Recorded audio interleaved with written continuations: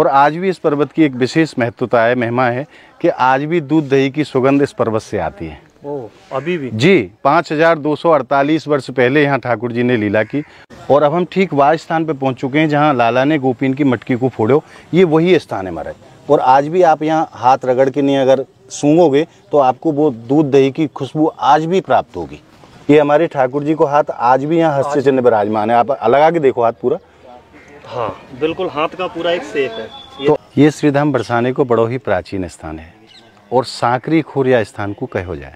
सांकरी क्यों कहो जाए? सांकरी को मतलब हो सकरा रास्ता। ये जो आप रास्ता देख रहे हैं ये इतना छोटा रास्ता है कि सकरी गली बनी पर्वत की, यहाँ में दो ना समाये। इसमें दो व्यक्ति एक साथ नहीं जा सकते, एक व्यक्ति एक बार में ही अकेला ही जाएगा। और यहाँ दो स्वरूप हैं पर्वत के। ये जो आप पर्वत देख रहे हैं और ये पर्वत देख रहे हैं, ये दोनों अलग अलग पर्वत हैं। ये राधा पर्वत है जो कि गौर वर्ण में है, और ये कृष्ण पर्वत है जो श्याम वर्ण में है। इसके प्रत्यक्ष आप दर्शन कर सकते हैं। ये गोरा गोरा पर्वत है, ये काला काला पर्वत। हाँ, दोनों में कलर का हाँ, तो ये कृष्ण पर्वत है और ये राधा पर्वत है। यहाँ सांकरी खूर में मटकी फोड़ लीला प्रमुख है यहाँ की। यहाँ भगवान ने गोपियों की मटकी को फोड़ा, क्योंकि ये ऐसा रास्ता था कि यहाँ कई सारे लोग एक साथ नहीं जा सकते। जब गोपियाँ यहाँ से मटकी लेकर के मथुरा के लिए जाती थी दूध दही लेकर के, तो ठाकुर जी अपने ग्वाल वालों के साथ ऊपर विराजमान हो जाते थे।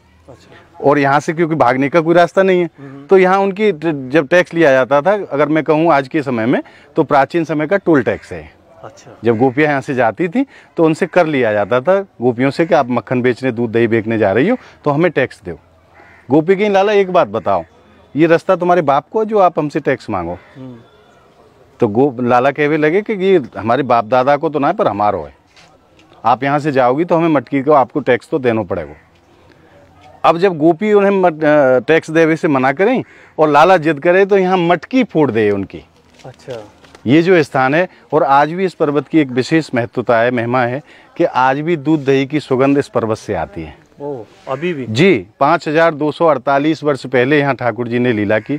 और रसिकजन तो कहते हैं, महाराज ब्रजवासी भी कहते हैं कि आज भी लाला नित्य लीला करें। अच्छा। जैसो कि मैंने आपने पूर्व में वर्णन करो, कह तो लाला खोर सांकरी और कह मोहन नंदगाम। दो जगह कन्फर्म है कि लाला आपको मिलेंगे ही मिलेंगे।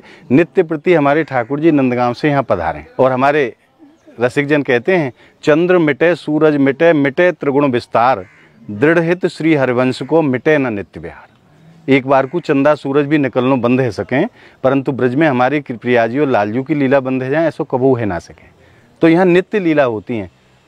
तो ये जो स्थान है महाराज, बड़ो रमणीक स्थान है और बड़ो प्राचीन स्थान है। अब मैं आपको वह स्थान के दर्शन कराऊँ, आप प्रत्यक्ष वह चीज़ को अनुभव करेंगे।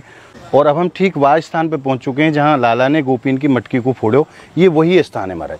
और आज भी आप यहाँ हाथ रगड़ के नहीं अगर सूंघोगे तो आपको वो दूध दही की खुशबू आज भी प्राप्त होगी। सही कह रहे हो, प्रत्यक्ष है ना, कोई भी भक्त आकर के दर्शन कर सकता है। महाराज जी, ये जो यहाँ पे दो छतरी बनी है ये, और ऊपर इनका क्या महत्व है? ऊपर जो आप दर्शन कर रहे हैं वो हमारे ठाकुर जी वहाँ विराजमान होते थे। अच्छा। और यहाँ अपने ग्वाल वालन को बैठाड़ दे कि आप निगाह रखो, कोई गोपी चुपचाप से ना चली जाए।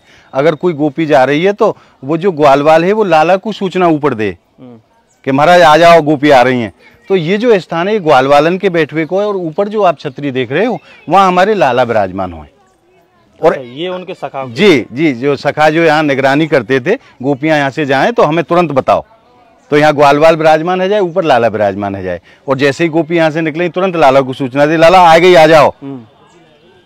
ये कृष्ण पर्वत है और ये राधा पर्वत है। यहाँ भी एक छतरी विराजमान है, आप दिखाइए जूम करके। यहाँ हमारी लाडली जी को स्थान है। अपनी 8 सखियों के साथ हमारी किशोरी जी यहाँ विराजमान होती हैं।